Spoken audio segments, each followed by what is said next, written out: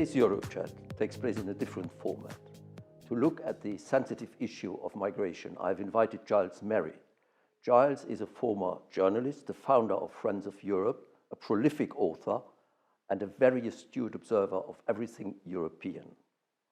Giles, welcome, and let's get straight to the point. Right. My first question is about the subtitle, actually. When you read the subtitle, you know immediately what the book is about. Now, at a time when many Europeans fear an increase of migration, you say, more migrants, please. How can you explain that? Well, it's really common sense. I'm not a crusader, although Politico, writing about this book, called me a veteran contrarian.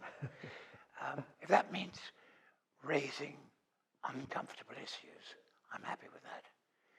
And I do think the issue is uncomfortable because political Europe is in denial about what we all know. Europe is aging and shrinking. What people don't know is how fast. Every year in Europe, in the EU, we're losing between 1.5 and 2 million workers and therefore taxpayers. And we badly need new blood. It's about 10 years, 15 years ago, there was a wise men's report by Felipe González, former Spanish Prime Minister. Yes, I remember that one. Yeah. Felipe said, what we need by mid-century is 100 million migrants. Now, some people dispute some of the zeros, but the message is clear, and I hope the message of my book is clear. We badly need more manpower. Thank you. Before I take you up on this one, maybe a word about the actual title, which is People Power, which is a bit strange. I take it that you refer to the people who want to come to Europe. Does that mean that they have all the power they want to? They can come whenever they like? Is that the message, which would be a bit provocative, if I may say so? I'm sorry to say the reason is rather banal. It's political correctness. The publishers didn't want me to say manpower because it seemed to be rule out women power. So we ended up with people power. But the message is, I think, we need, as I've said, more manpower. We just don't have enough people. And immigration, which at the time of the so-called migrant refugee crisis, 2015, 2016, was somewhere between 1.8 million and 2 million people, basically from Syria and Iran. That has now slowed to a trickle. And that's a real problem. We don't have enough newcomers. And that is why I think you write, if I can quote you, you say that whether driven by hunger or ambition, migrants will keep on coming, whatever the barriers in the way. Is that what? But does that really mean that we cannot control our borders? I don't think we can. I mean, look at the map. The Mediterranean is not a very big sea. It's not like America protected by the Atlantic and the Pacific. And I think the problems of Africa, the instability there and in the Middle East, is going to prompt big inflows of people. And by hook or by crook, they're going to get across the Mediterranean. Now, I know that the mantra in Brussels is, we're spending a lot more money. We've revitalized Frontex, the common border force.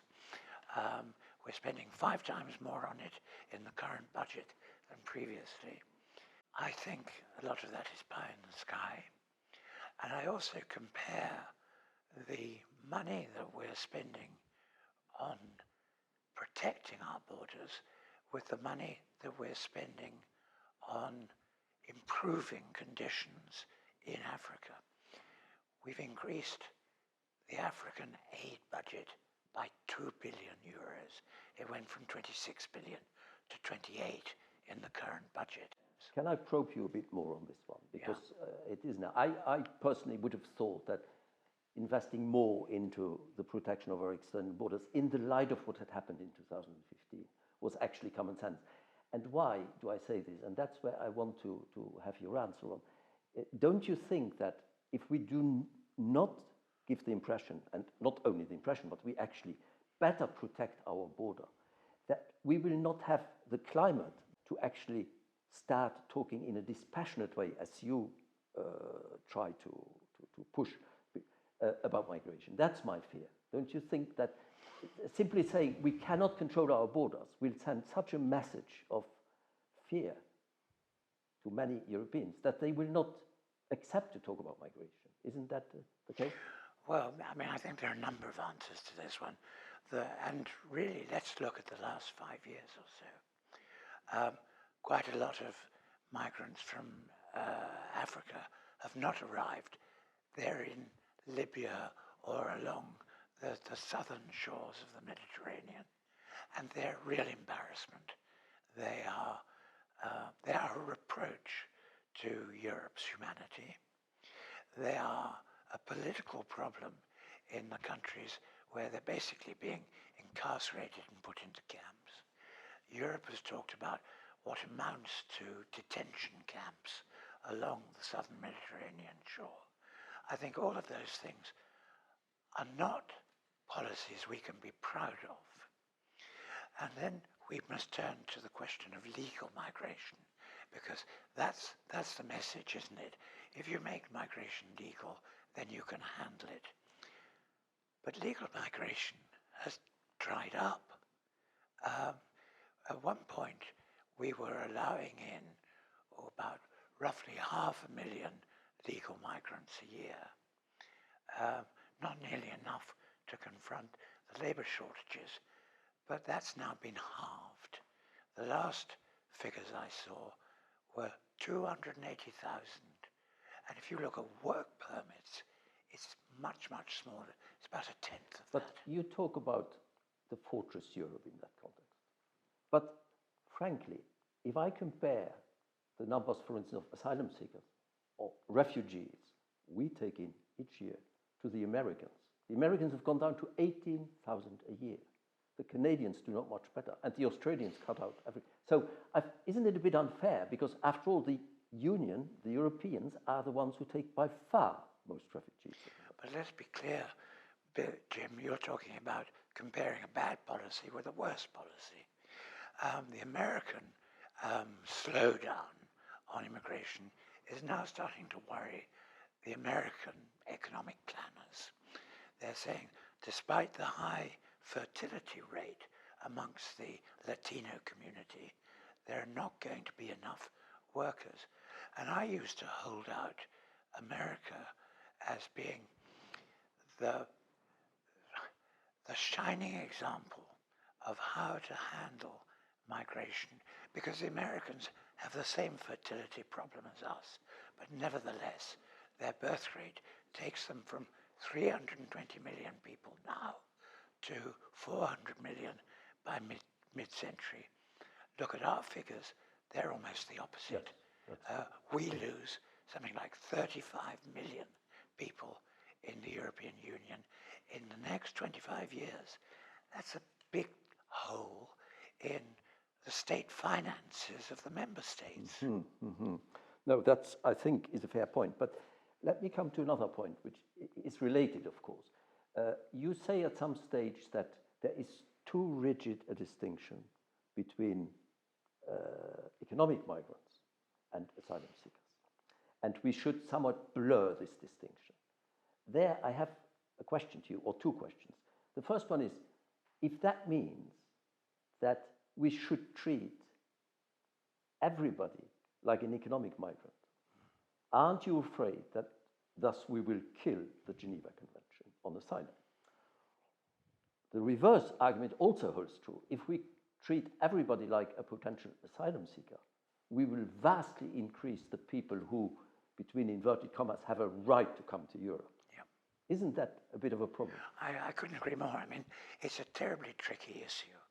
But at the moment, the problem is rigidity. Different member states have a different rate of admission. If you claim asylum in Germany or Austria, you've got a very good chance of being accepted. If you try it in a lot of the southern member states, your chances are virtually zero. Belgium is somewhere in between, but Belgium is a very good example. What happens is people apply for asylum because they think they have a better chance. It also gives them breathing space because they're given a sort of orange card and told, you know, don't ring us, we'll ring you. Then they're told no. They don't actually go home. They become sans-papiers. They disappear into the black economy. So they do the work, they undercut wages, and they pay no taxes. Happy with that? I don't think so. So what I think we really need to do is to have a more intelligent distinction between genuine political asylum seekers and economic migrants. But personally, I'm not against economic migrants. Most economic migrants are young males. The fact that there aren't enough young females is another problem altogether that we should be looking at very seriously. But roughly 60% of young male economic migrants find work within 5 years. We'll come back to that in a second because you've written something about this. But the question I mean, you accept that there should be some difference between asylum seekers and economic migrants, which I think there has to be. Of course, your argument is, if I understand it correctly, that a lot of the economic migration, you should avoid having illegal migration by offering more legal migration for those people. Whereas the people who come as refugees, it's difficult for them to come legally. I mean, they just come because they flee war or something and they cross any border they can. Is that correct? It's true, although, I mean, I've seen a lot of people commenting that the difference between fleeing poverty and hunger and misery and fleeing civil conflict or whatever is rather a fine distinction if you're fleeing. It is from the perspective of the person concerned. It's not from our perspective because the reservoir of potential people coming for economic reasons is, of course, vastly bigger. I personally would submit that we are prisoners of our own past, that the asylum-seeking mechanism dates back to 1951 and the first of the Geneva Conventions. It was a Cold War weapon. Come to us, seek political refugee status, and we will save you from a wicked communism. But we're still using that original device for totally different reasons. So I think the problem is that some of these UN devices become tablets of stone. And all I think I'm saying is, let's open this up, let's have a think, and let's see if we can't devise a way of policing the difference in a more intelligent way. And I think that leads us into the whole question of integration. Yes, let me come to this, because I wanted to come back to your primary thesis, which is that economically speaking, we need migration because they provide growth, basically, and income. Now, that is, and you have very convincing figures about that. There is, of course, an if, and it's a big if. It is if those people are actually integrated, you used the term, and if they actually manage to join the labor market. Now, there you say at some stage, because of this, you say, immigrants are an investment, not an unrecoverable cost. But a bit later, you also recognize that immigrants are more likely to be unemployed and rely on social security assistance than native workers. Only half of the migrants find work within the first 10 years of their arrival, page 83. So There is a problem, though. I mean, it's not let's put it this way: the economic benefit is not automatic. It's very true, but it's not entirely the migrants' fault that they can't find work. For instance, in most EU countries, it's very difficult to open a bank account. Well, it's very difficult to be in society without a bank account. You can't rent an apartment, you can't get a job, so on and so forth. So I think that we mustn't throw up our hands and say migrants are very, very difficult to employ because we're making them difficult to employ. This is not to underrate the problem of people who do not necessarily, generally, do not speak the language of the host country. They may speak a bit of Pidgin English, and that's about it, or Pidgin French. But we need to, I think, spend much more money. We need to invest much more money in housing them, in educating them, training them, getting them into work, and turning them into, I keep on emphasizing the point, tax-paying citizens. So in other words, a massive short-term investment for longer-term benefits. Yes. I mean, Germany is a very interesting example. As we all know, the Germans bore the brunt of the 2015-2016 crisis. The total cost is reckoned for the first 5 years at somewhere around 100 billion euros, roughly 20 billion a year. The Germans at the time said, we're going to be making money out of this, and the time has now come. They're starting to show a net profit on those refugees from the Syrian crisis who actually were in work. It's early beginnings, yes. but we can see the trend, and I think this is something we need to be studying much more and not seeing as a German exception, but as a pilot for Europe as a whole. Interesting. Now, we've talked about the economic argument, and I think you make a convincing point. Now, it's of course not only about economics. For many Europeans, it is a threat to their culture, their identity, their values, their security, and all of that. And you see this, of course, because the countries which are most violently opposed to migration are countries which have very little migration. Absolutely. Eastern Europeans. Absolutely. Is that true? It's true. But this being said, the fears are there, and not only in Eastern Europe, they're in France and everywhere. So what's your answer to that? What can we do about that? Well, I mean, I think it's a really serious problem because the migration issue has in some ways delivered us as Europe as a whole into the hands of the populists. And it's the fear of the other and so on that we know about. And the awful thing, of course, is that you have a vicious circle that we need migrants. The more migrants there are, then the more resentment there is, and therefore the more we clamp down and make it difficult. So it has prevented us from developing a more sort of holistic approach. But what you do about these emotions, I don't know. I mean, the two statistics that have always stuck in my mind is when I asked Interpol how big a problem is Islamic terrorism, the guy who used to be run by a Brit for a long time, and this guy Rob said... Rob Wainwright. Yeah. Rob Wainwright. And Rob said, I think probably 0.01% would be an exaggeration.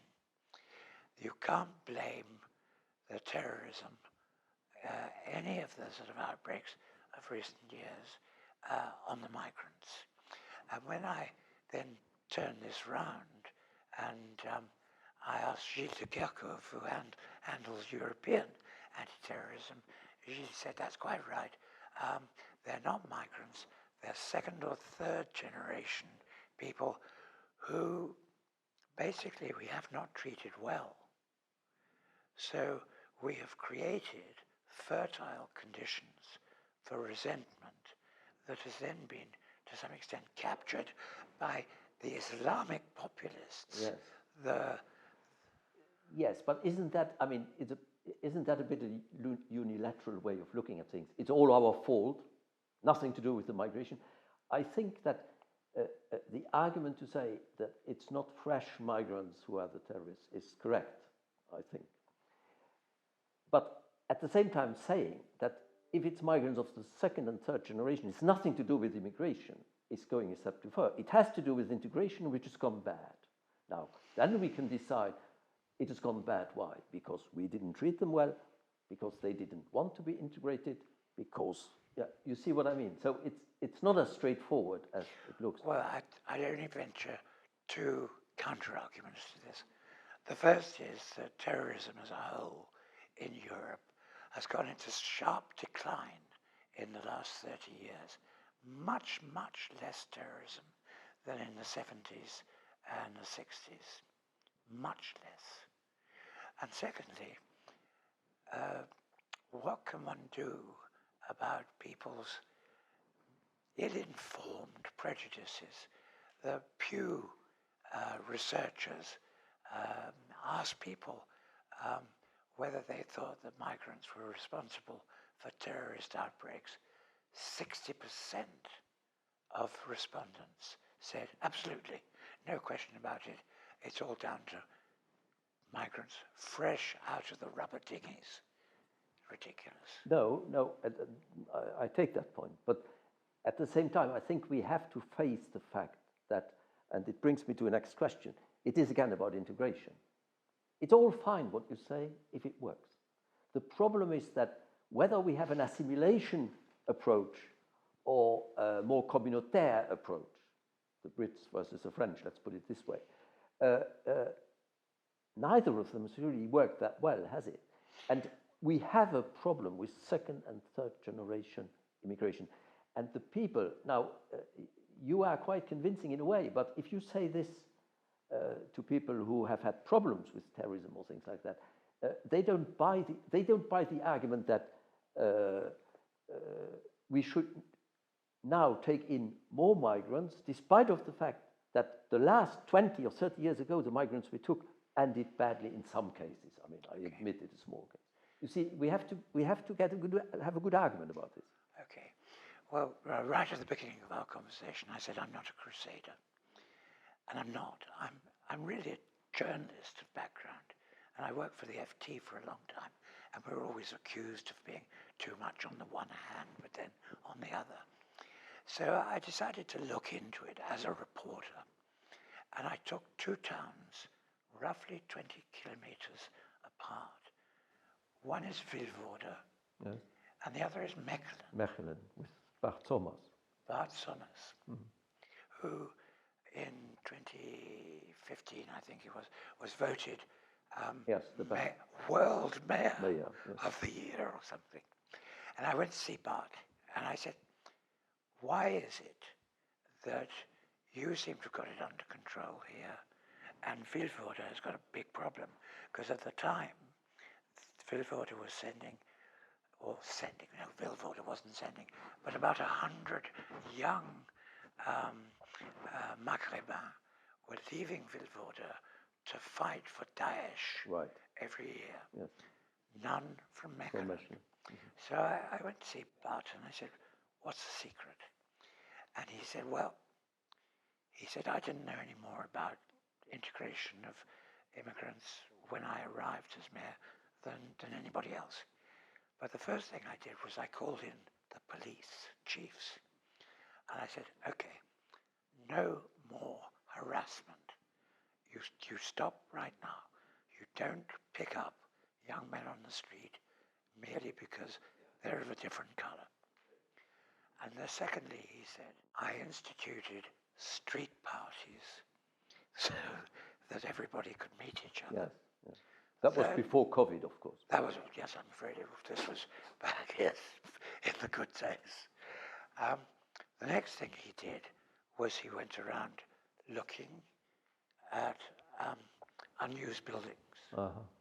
and they bought them up, and they made them into housing, and they did a lot to make a dent in the housing problem pretty quickly. And the last thing he did, he said, I make no apology for this. I decided on busing. We bussed the kids so that we never had more than 5-8% of new migrants in a class. And he said, and frankly, it worked. And it didn't take long to work. He said, luckily, I mean, as the former Minister President of Flanders, he knew how to pull budgetary levers and fund this. But it was a very good example in my mind of at least how you stop digging a deeper hole, how you actually integrate people of a different culture, different language, and above all, different religion. That is tricky, there's no question about it. But we can't stay where we are. No, even I would agree with you on this, that even regardless of whether we take in new migrants or not, we need policies of this type to deal with the people who are there, because there are quite a few. So I think that is an interesting argument. Do you have the impression that this has impressed people and they are imitating what Bart Somers has done? No, I'm afraid I don't. I think that every time there is a terrorist event, and I think the Bataclan outrage did enormous damage, and I think it prevented the Brussels authorities from really tackling the Molenbeek problem, because people just turn around and say, there you are, it's a hive of,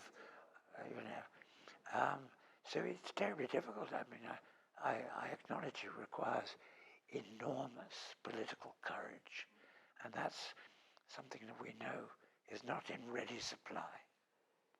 We're getting to the end of the talk, but before we end, I really want to ask you about something you say.